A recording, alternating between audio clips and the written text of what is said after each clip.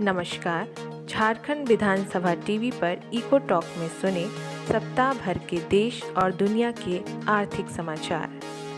भारत का विदेशी मुद्रा भंडार $835 मिलियन की वृद्धि के साथ 612.73 अरब डॉलर के उच्चतम स्तर पर पहुंच गया है। विश्व में सर्वाधिक विदेशी मुद्रा भंडार वाले देशों की सूची में भारत चौथे स्थान पर है। इस सूची में चीन पहले स्थान पर है।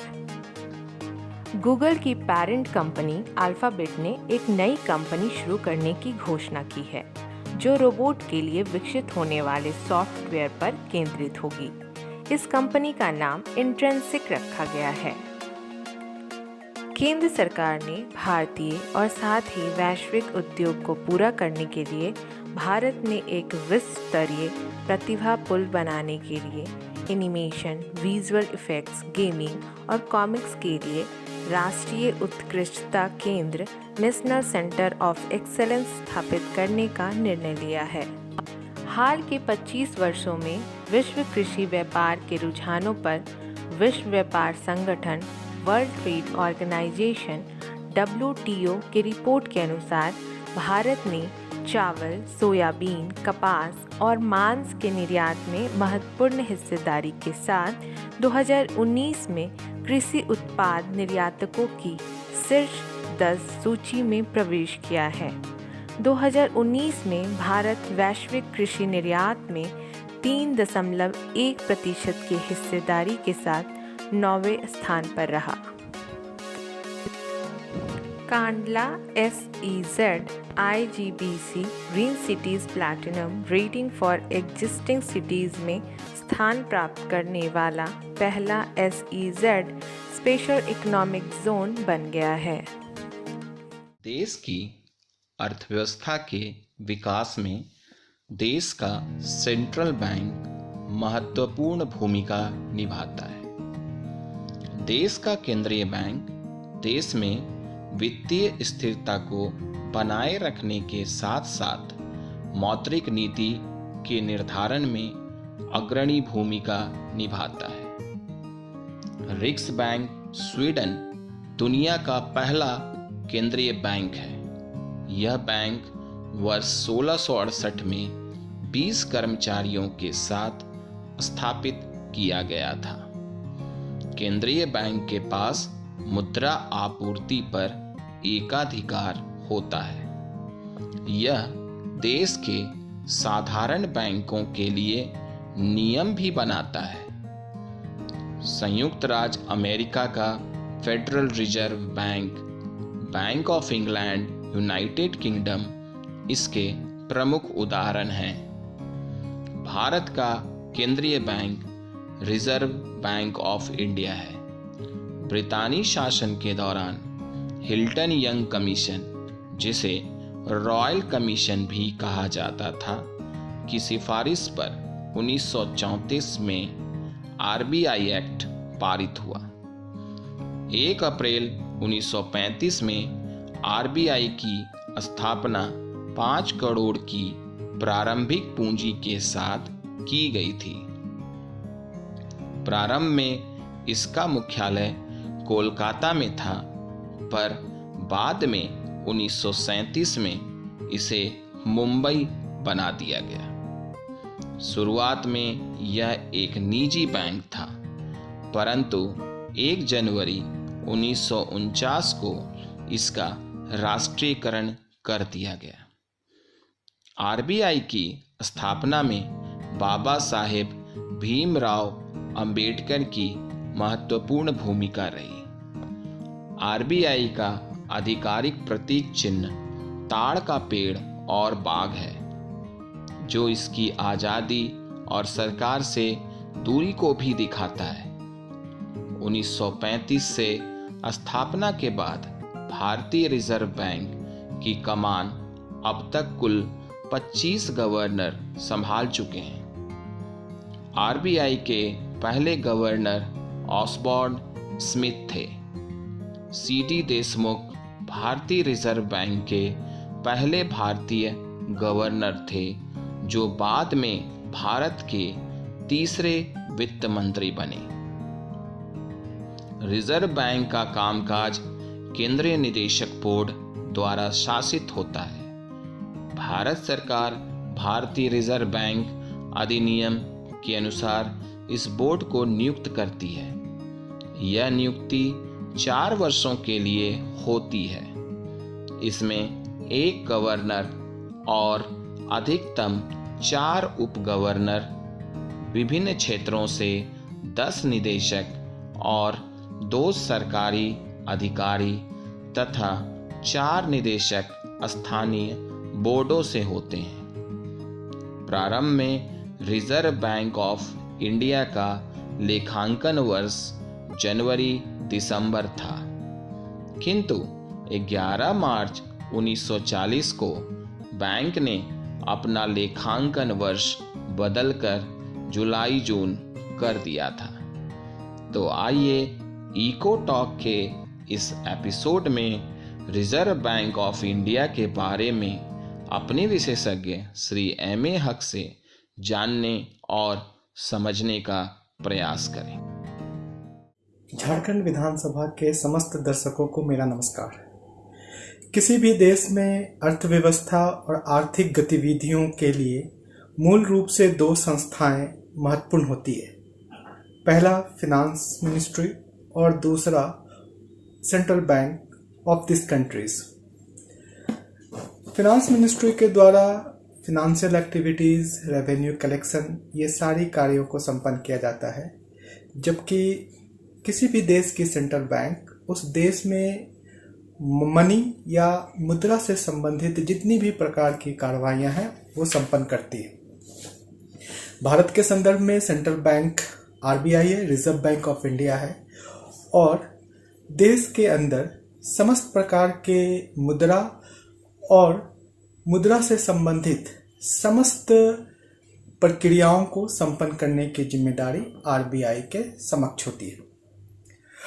RBI का गठन 1934 एक्ट के माध्यम से किया गया और इसके लिए हिल्टन यंग कमिटी ने 1926 में अपनी सिफारिश प्रस्तुत की। इसके पीछे मूल उद्देश्य यह था कि 1919 तक भारत में बहुत सारे प्राइवेट बैंक की स्थापना हो चुकी थी और वो अपने अपने नियमों के अनुसार संचालन करते थे। इसीलिए एक ऐसी सेंट्रलाइज सिस्टम की आवश्यकता हुई और इस संदर्भ में 1 अप्रैल 1935 में 5 करोड़ रुपए की संपत्ति के साथ RBI का गठन निजी क्षेत्र में किया गया। प्रारंभ में इसका हेडक्वार्टर कलकत्ता था। 1937 में इसका हेडक्वार्टर मुंबई में स्थापित किया गया। 1 जनवरी 1949 को RBI एक्ट के माध्यम से इसे राष्ट्रीयकृत या नेशनलाइज्ड कर दिया गया। Reserve bank of India Bharat के मुद्रा के प्रचलन और इससे संबंधित आर्थिक विकास के समस्त कार्यों को बहुत ही अच्छे ढंग से संपन्न करती आई है। RBI के कार्यों को संपन्न करने के लिए एक बोर्ड ऑफ डायरेक्टर या सेंट्रल बोर्ड ऑफ डायरेक्टर की गठन की जाती है। RBI में एक गवर्नर और 4 डिप्टी गवर्नर भारत सरकार के द्वारा नियुक्त किए जाते हैं, जिसका कार्यकाल 4 वर्ष का होता है। इसके अतिरिक्त भारत सरकार सेंट्रल बोर्ड ऑफ डायरेक्टर्स के अंतर्गत 12 मेंबर्स नियुक्त करते हैं, जिसमें से 10 गैर सरकारी सदस्य होते हैं जो अर्थव्यवस्था के विभिन्न पहलुओं के जानकार होते हैं। 2 मेंबर सरकारी व्यक्ति या सरकार के प्रतिनिधि होते हैं। इसमें से एक इकोनॉमिक अफेयर्स के सेक्रेटरी होते हैं और दूसरा फिनेंशियल सेक्रेटरी होते हैं। RBI अपने कार्यों को संपन्न करने के लिए देश के अंदर 4 डिवीज़न या 4 जोन में विभाजित 4 जोन में रीजनल ऑफिस की स्थापना की है। ये दिल्ली, मुंबई, चेन्नई और कोलकाता में स्थापित है। प्रत्येक जोन में एक डायरेक्टर होते हैं और उसके साथ 4 अन्य सदस्य सम्मिलित होते हैं। आरबीआई अपने कार्यों को संपन्न करने के लिए देश भर में 27 रीजनल ऑफिस और 4 उप कार्यालय यानी सब रीजनल ऑफिस के माध्यम से इन कार्यों को संपन्न करती है। आरबीआई के अंदर बहुत सारे विभाग हैं, जिसमें कि संचार विभाग, मौद्रिक नीति विभाग, प्रवर्तन विभाग, ये सारी चीजें हैं।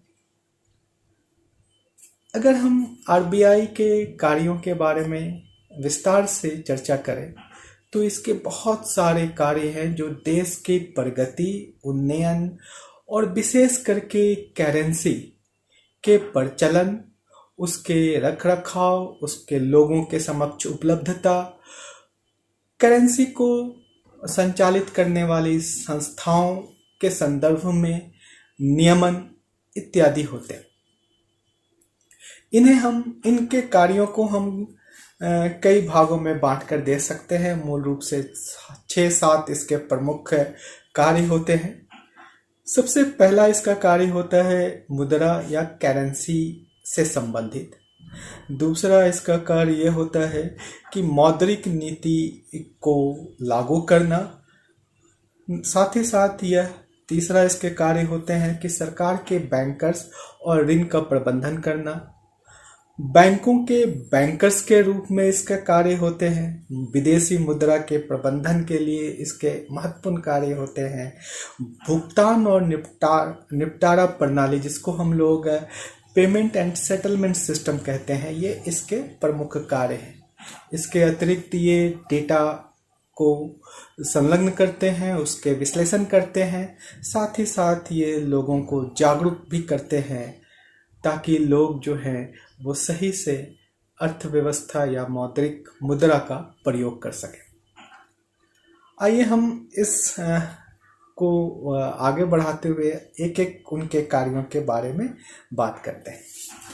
देखिए, किसी भी देश में सबसे इम्पोर्टेंट जो कार्य होता है वो होता है करेंसी या मुद्रा से संबंधित, क्योंकि समस्त प्रकार के लेन देन या आर्थिक गतिविधियों में मुद्रा ही सबसे या एकमात्र भूमिका निभाती है। आरबीआई इसके लिए समय समय पर मुद्रा की छपाई करती है, प्रिंटिंग करती है। अगर मुद्रा में किसी भी प्रकार की कोई त्रुटि होती है तो उसे दूर करने का प्रयास करती है। आरबीआई देश की आर्थिक गतिविधि और सरकार के द्वारा दिए गए निर्देश के अनुसार मुद्रा की करेंसी की छपाई समय समय पे करती है। 1 रुपए या उससे अधिक की मुद्रा की छपाई आरबीआई के द्वारा किए जाते हैं और उस पे आरबीआई के जो डायरेक्टर होते हैं उसके सिग्नेचर्स लिए जाते हैं। प्रिंटिंग प्रेस भारत में 4 स्थानों पर है, जिसमें से 2 केंद्र सरकार के अधीन हैं और 2 आरबीआई के अधीन हैं। देवास और नासिक के प्रिंटिंग प्रेस केंद्र सरकार के अधीन कार्य करते हैं, जबकि मैसूर और सालबनी के प्रिंटिंग प्रेस आरबीआई के द्वारा संचालित होते हैं। इसके अतिरिक्त देश में 4 स्थानों पर टकसाल का निर्माण किया गया है, जिसमें कि सिक्के की ढलाई होती है। ये टकसाल मुंबई, नोएडा, कोलकाता और हैदराबाद में स्थापित है। आरबीआई नोट के संदर्भ में, करेंसी के संदर्भ में निरंतर पारदर्शिता, स्वच्छता, ये सारी चीज़ें बनाए रखती है। जाली नोट या कटे फटे नोट, इन सब को लगातार चेक करती है और उसे नष्ट कर उसके स्थान पर कोई दूसरी मुद्रा को प्रिंट करती है। सिक्के का प्रचलन भी भारत में लंबे समय से है और इसके लिए एक अधिनियम है जिसको हम लोग कॉइन्स एक्ट या सिक्का अधिनियम कहते हैं। वर्तमान समय में कोई भी व्यक्ति ₹1,000 अधिकतम ₹1,000 का भुगतान ₹1 के सिक्के से कर सकता है। 8 नवंबर 2016 को तीसरी बार डिमोनेटाइजेशन किया गया, जिसमें 500 और 1,000 के नोट को हटा दिया गया और इसके स्थान पर नए 500 और 2,000 के नोट की प्रिंटिंग प्रारंभ की गई। जिस समय डिमोनेटाइजेशन किया गया उस समय भारत में टोटल करेंसी का प्रचलन लगभग 18 लाख करोड़ का था और 500 और 1,000 के नोट का कुल वैल्यू 15.41 लाख करोड़ था, जो कुल करेंसी का 84% था। आरबीआई ने जब ये समस्त पुराने नोट वापस लिए तो इसमें से 15,31,000 करोड़ मनी जो है, करेंसी जो है वापस आई, यानी 10,000 करोड़ की जो करेंसी थी वो वापस नहीं आई। भारत सरकार और आरबीआई को नए नोट को छापने में बहुत सारे पैसे खर्च करने पड़े। 2016-17 में लगभग 8,000 करोड़ इसमें खर्च किए गए। 2017-18 में लगभग 5,000 करोड़ का व्यय नए मुद्रा की प्रिंटिंग में हुए। 2019 और 20 में 2,000 रुपीस के एक भी नोट की प्रिंटिंग नहीं हुई। वर्तमान समय में भारत में लगभग 28 लाख करोड़ की करेंसी चल रही है और इसको संचालित करने की जिम्मेदारी आरबीआई के समक्ष है। आरबीआई के दूसरा प्रमुख काम होता है कि वो सरकार के बैंकर्स और ऋण प्रबंधक के रूप में कार्य करती है। आप जानते हैं कि हम लोगों के जमा पूंजी या लेन देन सामान्य बैंक, एसबीआई, पीएनबी या किसी अन्य संस्था से होती है। ठीक इसी प्रकार से केंद्र सरकार और राज्य सरकार के जमा, ऋण, ब्याज, इन समस्त प्रक्रियाओं को आरबीआई के द्वारा संपन्न किया जाता है। इसके अंतर्गत धन का रखरखाव, धन का निर्गत करना, उसके प्रेषण, विनियमन, ऋण लेना देना, ब्याज भुगतान, धन का संग्रह, ये सब सरकार के जो कार्य हैं वो आरबीआई संपन्न करती है। केंद्र सरकार और राज्य सरकारों के विभिन्न विभागों की ओर से जो धन प्राप्त होती है वो आरबीआई के कोष में जमा होता है और आरबीआई के द्वारा समय समय पर इसका भुगतान किया जाता है। इसके लिए देश में 29 संस्थाएं लगभग हर राज्य के राजधानी में स्थापित हैं, जो राज्य सरकारों को ऐसे कार्य को संपन्न करने में सहायता देती है। 1976 के बाद विभागों के जो दैनिक लेन देन की प्रक्रिया थी उसे सार्वजनिक बैंक के अधीन कर दिया गया। केंद्र सरकार और राज्य सरकार के लिए नकदी उपलब्ध रहे, इसके लिए आरबीआई प्रत्येक दिन 10 करोड़ रुपए और शुक्रवार को 100 करोड़ रुपए नकदी अपने पास रखती है ताकि किसी भी प्रकार का कोई बाधा उत्पन्न नहीं हो। आरबीआई सरकार को लोन भी देती है और इसके लिए आरबीआई के सेक्शन 17 में यह उल्लेख है कि आरबीआई सेंट्रल गवर्नमेंट और सभी स्टेट गवर्नमेंट को 2 प्रकार से धन या ऋण उपलब्ध कराती है, जिसमें से पहला होता है एसडीएफ, यानी इसे कहते हैं स्पेशल ड्राइंग फैसिलिटी। प्रत्येक राज्य सरकार के अपने कोलेट्रल के हिसाब से उसे 36 दिन के अंदर ऋण प्रदान करने की व्यवस्था एसडीएफ के माध्यम से होती है। इसमें से 14 दिन में उस ऋण का प्रयोग करना होता है। अगर किसी राज्य को एसडीएफ से अधिक ऋण चाहिए तो इसके लिए एक नई प्रक्रिया प्रारंभ की गई है जिसे हम लोग एडवांस में ऋण देने की बात करते हैं। उसे हम कहते हैं वेज एंड मीन्स एडवांस। इसके अंतर्गत केंद्र सरकार और राज्य सरकारें 90 डेज तक ऋण ले सकती है आरबीआई से, जिसकी सीमा निर्धारित की गई है। केंद्र सरकार 1.2 लाख करोड़ का ऋण ले सकती है, जबकि समस्त राज्य सरकार मिलाकर के लगभग 51,560 यानी 51,000 का ऋण ले सकती है। अगर यह ऋण 90 डेज के अंदर भुगतान नहीं किया गया तो इसे ओवरड्राफ्ट कहते हैं, और ऐसे स्थिति में इंटरेस्ट की दर रेपो रेट से 2% अधिक देना होता है। जबकि अगर इसे 90 डेज के अंदर जो स्टेट गवर्नमेंट या सेंट्रल गवर्नमेंट इसे दे देती है तो इसे रेपो रेट से 1% कम पर ब्याज देने होते हैं।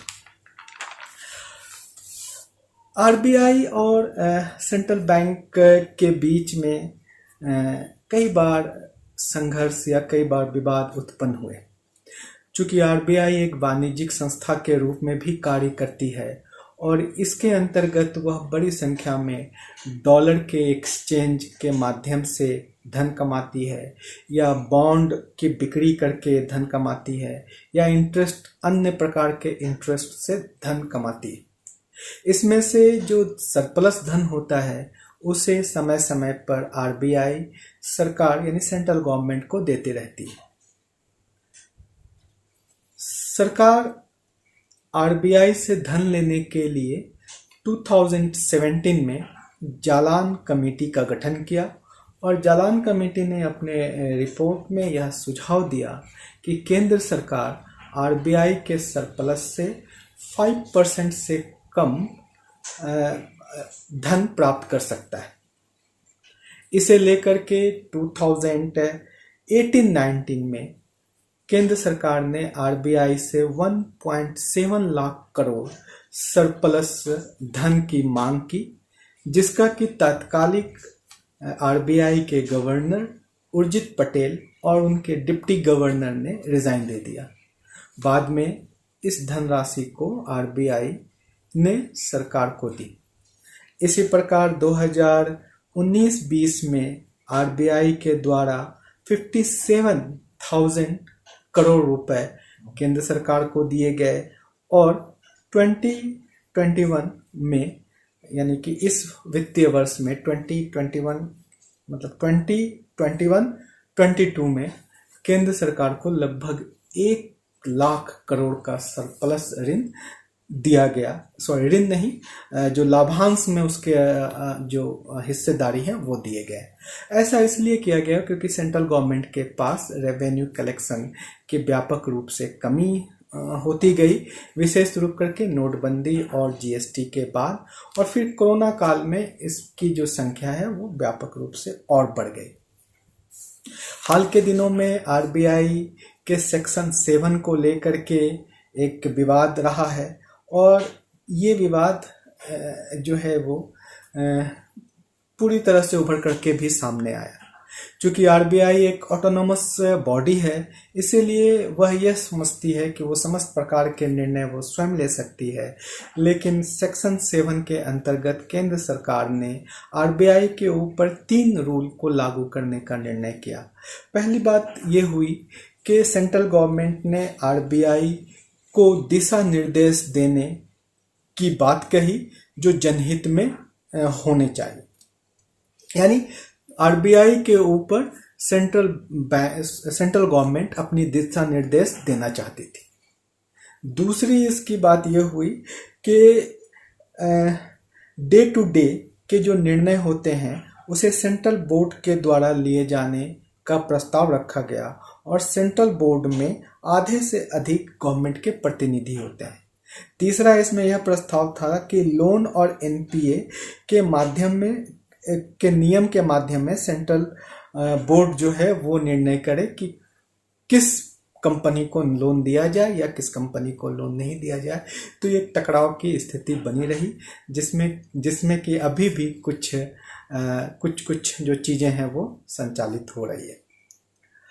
आरबीआई का एक प्रमुख कार्य होता है मॉनेटरी पॉलिसी, जिसको हम लोग मौद्रिक नीति कहते हैं। मौद्रिक नीति के अंतर्गत आरबीआई देश के अंदर मुद्रा के प्रवाह यानी कि फ्लो ऑफ मनी को कंट्रोल करती है, यानी बढ़ाती है या घटाती है। इससे इन्फ्लेशन या इकोनॉमिक स्लोडाउन दोनों के ऊपर नियंत्रण स्थापित करने के लिए आरबीआई बहुत सारे टूल्स जैसे repo rate, reverse repo rate, SLR, CRR, इस बैंक रेट, इन सब का प्रयोग करती है। फ्रेंड्स, मौद्रिक नीति हम आपके साथ एपिसोड 9 में डिस्कस करेंगे, क्योंकि अगले वीक आरबीआई की नई मौद्रिक नीति आएगी। तो जितने भी लेटेस्ट इंफॉर्मेशन है हम वहाँ पर आपके साथ विस्तार के साथ चर्चा करेंगे और ये सारे टर्मिनोलॉजी को हम आपको बताएंगे। साथ ही साथ जो मनी मार्केट है उसके बारे में भी हम विस्तार से चर्चा करेंगे। अब हम बात करते हैं कि आरबीआई जो है वो बैंकों के बैंक के रूप में भी कार्य करती है। इसके अंतर्गत आरबीआई बैंकों का श्रेणीबद्ध किया जाता है, उसको अलग अलग श्रेणी में विभाजित करती है। सार्वजनिक क्षेत्र के बैंक, इसी तरह से scheduled bank, non scheduled bank, foreign bank, private bank, इन सब का कैटेगराइज आरबीआई के द्वारा किया जाता है। कोई भी बैंक अगर वो भारत में काम करता है तो वो अपने डिमांड एंड लायबिलिटीज का एक निश्चित रेशियो आरबीआई के पास जमा करता है। इसके लिए वह आरबीआई में अपना एक अकाउंट खोलता है और इसके माध्यम से आरबीआई उसे बहुत सारी फैसिलिटी प्रदान करती है, जैसे कि इंटर बैंकिंग एक्सचेंज या इंट्रा बैंकिंग एक्सचेंज इत्यादि, यानी कि अलग अलग बैंकों में आप एक्सचेंज कर सकते हैं।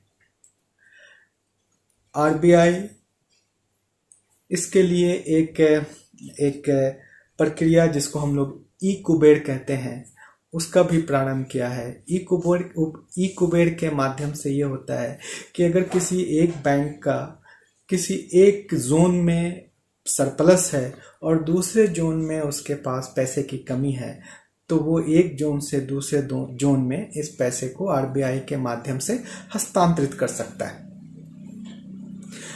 आरबीआई बैंकों के अंतिम करदाता के रूप में उसे लॉन्ग टर्म और शॉर्ट टर्म ऋण देते हैं। इसके साथ साथ आरबीआई बैंकों को ये भी गाइड करते हैं कि रूरल क्षेत्र में, पिछड़े क्षेत्र में अपनी शाखाओं को खोलना अनिवार्य करते हैं, ताकि ऐसे क्षेत्रों में लोगों को बैंकिंग सुविधाएं प्राप्त होती रहे। आरबीआई के जो नेक्स्ट इम्पॉर्टेंट काम होता है, जिसको हम लोग पेमेंट एंड सेटलमेंट सिस्टम कहते हैं या भुगतान या निपटान प्रणाली कहते हैं। किसी भी देश का केंद्रीय बैंक राष्ट्रीय भुगतान प्रणाली का विकास करती है। भारत में आरबीआई भी पेमेंट और सेटलमेंट करने वाली एकमात्र संस्था है।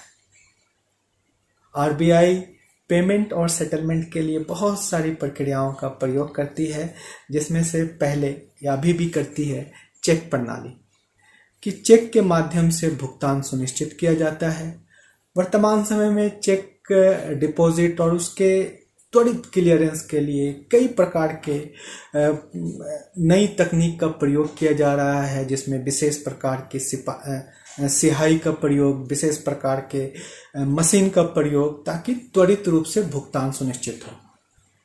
आज का युग जिसे हम डिजिटल युग कहते हैं, तो आरबीआई भुगतान को सुनिश्चित करने के लिए डिजिटल युग के बहुत सारे नई तकनीकों का प्रयोग करते आ रही है।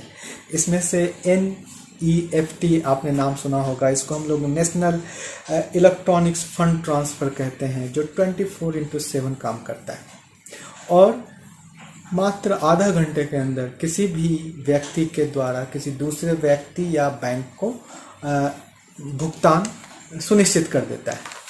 इसके साथ साथ RTGS भी होता है, रियल टाइम ग्रॉस सेटलमेंट। यदि कोई एक बैंक का ग्राहक किसी दूसरे बैंक के ग्राहक को 2 लाख रुपए या उससे अधिक का भुगतान करना चाहता है तो आरटीजीएस के माध्यम से इसे कर सकते हैं। इलेक्ट्रॉनिक्स युग में अगर हम आए तो इसमें POS नाम सुना होगा आपने, पॉइंट ऑफ सेल, यानी जो जहाँ पर आप सेल होती है, वस्तुएं बिक्री होती है, उनको एक मशीन दिया जाता है जिसकी संख्या लगभग 50 से 60 लाख मशीन अभी तक देश में वितरित किए गए हैं। इस POS में ग्राहक अपने डेबिट कार्ड या क्रेडिट कार्ड के माध्यम से त्वरित भुगतान करते हैं और इससे जो व्यापार की गति है उसमें तेजी आती है। भुगतान के संदर्भ में आरबीआई ने लोगों के धन को किस तरह से उनके पास उपलब्ध हो या उन्हें प्राप्त हो, इसके लिए ATM सिस्टम को लागू किया और भारत में लगभग 2 लाख ATM वर्तमान समय में कार्यरत है। इसके साथ साथ 24,000 वाइट लेबल ATM भी लगाए गए हैं जो बैंकिंग संस्थाएं नहीं हैं लेकिन वित्तीय संस्था या मुद्रा वगैरह देती है, उसे भी अपने यहाँ पर इस तरह से काम करने की छूट होती है, जैसे मुथूट फाइनेंस वगैरह। मोबाइल बैंकिंग तो आज के दौर में एक क्रांति को देख ही रहे हैं कि इसके अंतर्गत आप हर कुछ अपने मोबाइल के माध्यम से पेमेंट करते हैं, आपका सारा बैंक डिटेल मोबाइल्स में रहता है, तो इससे आप अपने घर पे बैठ करके सारी प्रक्रियाओं को संपन्न करते हैं। फ्रेंड्स, जैसा कि आप जानते हैं कि कई लोग बैंकों से प्रतिभूति, बॉन्ड्स या फिनेंशियल मार्केट में अपने धन लगाते हैं। इसके लिए आरबीआई CCIL यानी कि क्लियरिंग्स कॉरपोरेशन लिमिटेड ऑफ इंडिया का गठन किया, जिसके माध्यम से आप बॉन्ड ले सकते हैं, प्रतिभूति ले सकते हैं, सिक्योरिटीज ले सकते हैं, फिनेंशियल मार्केट में इन्वेस्ट कर सकते हैं। ये सारी गतिविधियां जो भुगतान से संबंधित होती है, ये सारी की सारी गतिविधियां आरबीआई के द्वारा BPSS यानी कि board of payment and settlement system के द्वारा निगरानी की जाती है। तो यह है भुगतान से संबंधित। अब आइए हम लोग बात करते हैं कि हमारे यहाँ जो भी लेन देन होता है वो आंतरिक रूप में तो हम रुपए में कर लेते हैं, लेकिन जब हम विदेशों के साथ इस लेन देन को संपन्न करते हैं तो हमें विदेशी मुद्रा की ज़रूरत पड़ती है। तो ऐसे संदर्भ में आरबीआई विदेशी मुद्रा के रखरखाव, खरीद और विनिमय, इन समस्त कार्यों को संपन्न करता है। प्रारंभ में जब विदेशी मुद्रा की संख्या कम थी और ऐसे स्थिति में कई बार इसमें बहुत बड़ी त्रुटियां हो जाती थी, तो आरबीआई ने एक कानून लाया, सख्त कानून, जिसे हम फेरा कहते थे, यानी कि इसको हम लोग कहते थे फॉरेन एक्सचेंज रेगुलेशन एक्ट। इसके अंतर्गत अगर किसी व्यक्ति पर अनियमितता के आरोप लगते थे तो उसे कैद हो सकती थी और उस व्यक्ति को अपने आप को स्वयं निर्दोषित करना होता। 1999 में फेरा को हटाकर फेमा लाया गया, यानी कि फॉरेन एक्सचेंज मैनेजमेंट एक्ट, जो 1 जून 2000 से लागू हुआ। इसके अंतर्गत अगर किसी भी प्रकार के विदेशी मुद्रा से संबंधित कोई त्रुटियां होती है तो वो दीवानी मुकदमा होगा और संस्थाएं आपके विरुद्ध जो है वो दोष को सिद्ध करेगी। इससे मुद्रा यानी विदेशी मुद्रा के प्रवाह, प्रचलन इत्यादि में काफ़ी वृद्धि आई। LPG का दौर जब पूरा विश्व एक विलेज के रूप में स्थापित हो रहा था, तब ऐसे स्थिति में विदेशी मुद्रा का प्रवाह व्यक्तियों और संस्थाएं, कंपनियां पर सुचारू रूप से होने की आवश्यकता थी। इसीलिए जो है अब विदेशी मुद्रा के लेन देन को ज़्यादा से ज़्यादा सरल बनाया गया है। भारत में मार्च-अप्रैल के समय विदेशी मुद्रा का अब तक का सबसे अधिक भंडारण हुआ, जो लगभग $600 बिलियन का था, जिसमें सबसे अधिक डॉलर है, उसके बाद गोल्ड है और फिर SDR है। जब हम आरबीआई से डॉलर या विदेशी मुद्रा प्राप्त करते हैं तो उसके लिए विनिमय दर होता है, यानी कि हमें एक्सचेंज रेट के आधार पर हमें डॉलर मिलता है। परंतु कई ऐसे कार्य हैं जिसके लिए आपको एक्सचेंज रेट बहुत कम या नहीं के बराबर देने होंगे। जैसे यदि कोई व्यक्ति विदेश में अध्ययन के लिए, शोध कार्य के लिए, चिकित्सा के लिए, व्यापार के लिए जाता है, तो ऐसे स्थिति में विनिमय दर जो है बैंकों में बहुत ही कम रखा गया है। आरबीआई इसके अतिरिक्त देश भर में हो रहे आर्थिक गतिविधियों के डाटा कलेक्शन करती है और उसका एनालिसिस करके यह पता लगाती है कि देश के विकास की गति किस तरफ होगी। इसके साथ साथ वो उपभोक्ता को जागरूक करने के लिए समय समय पर कई प्रकार के कार्यक्रम चलाती है, जिसके अंतर्गत किसी भी तरह का फ्रॉड ना हो और किसी भी तरह से जनता को उसके कमाई के धन नष्ट ना हो। तो आरबीआई या हमारा जो सेंट्रल बैंक है वो लगातार भारत के आर्थिक गतिविधियों को नियंत्रित कर रहा है और साथ ही साथ इसे विकास की ओर आगे बढ़ा रहा है। और निश्चित तौर से आने वाला समय भारत के विश्व गुरु बनने का समय है, जिसमें आरबीआई की भूमिका सबसे महत्वपूर्ण में से एक होगी। धन्यवाद। जय हिंद।